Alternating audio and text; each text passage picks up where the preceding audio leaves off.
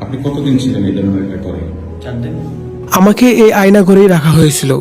এখানে দীর্ঘ 4 দিন আমি ছিলাম। এবার যেন আয়নাঘর দেখিয়ে কথাগুলো বলছিলেন উপদেষ্টা আসিফ মাহমুদ।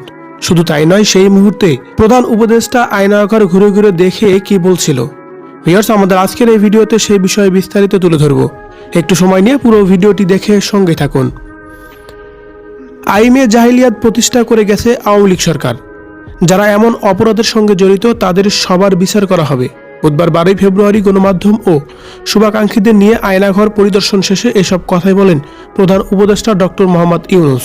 এর আগে সকালে মন্ত্রী পরিষদের সিদ্ধান্তে আয়নাঘর নামে খ্যাত ঢাকার 3টি স্থান পরিদর্শন করেছেন প্রধান উপদেষ্টা, যেগুলো পূর্বে নির্যাতন কক্ষ ও গোপন কারাগার হিসেবে ব্যবহৃত হতো। এর আগে গত 19 জানুয়ারি আয়নাঘর পরিদর্শন করতে যাওয়ার ইচ্ছে প্রকাশ করেছিলেন মোহাম্মদ ইউনূস। সেই দিন গুম সংক্রান্ত তথ্য কমিশনের সঙ্গে বৈঠকে প্রধান উপদেষ্টাকে গুমের ঘটনার তদন্তের অগ্রিম তুলে ধরেন কমিশনের সদস্যরা। অভিযোগ আছে, বিগত শেখ হাসিনা সরকারের আমলে গুমের শিকার ব্যক্তিদের আয়নাঘরে রাখা হতো, করা হতো নির্যাতন। 5 আগস্ট হাসিনা সরকারের পতনের পর গঠন করা হয় গুম কমিশন। তাদের প্রতিবেদনের আয়নাঘরের অস্তিত্বের কথা জানানো হয়।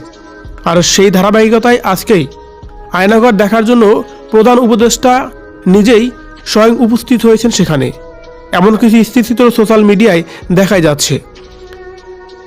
এদিকে আরেকটি ভিডিওতে দেখা যায় যে উপদেষ্টা আসিফ মাহমুদ নিজেই দেখিয়ে দিচ্ছিলেন তার আয়নাঘর, যে আয়নাঘরে তিনি 4 দিন থেকে ছিলেন। এবং কি সে সময় তিনি বলেন, এই আয়নাঘরেই আমি ছিলাম, এখানে 4 দিন আমাকে রাখা হয়েছিল, কিন্তু যখন আমাদেরকে টয়লেটে নিয়ে যেত তখন আমাদেরকে চোখ বেঁধে নিয়ে যেত। তাছাড়াও এই আয়নাঘর অনেক ছোট ছিল, এখন তো ভেঙে একটু বড় করেছে। তবে ওয়ালগুলো দেখে আমি বুঝতে পেরেছি, কারণ তখন তো আমি দেখেছিলাম। এভাবে যেন আয়নাঘর দেখে কথাগুলো বলছিলেন আসিফ মাহমুদ এবং কি প্রধান উপদেষ্টা ডক্টর মোহাম্মদ ইউনূস।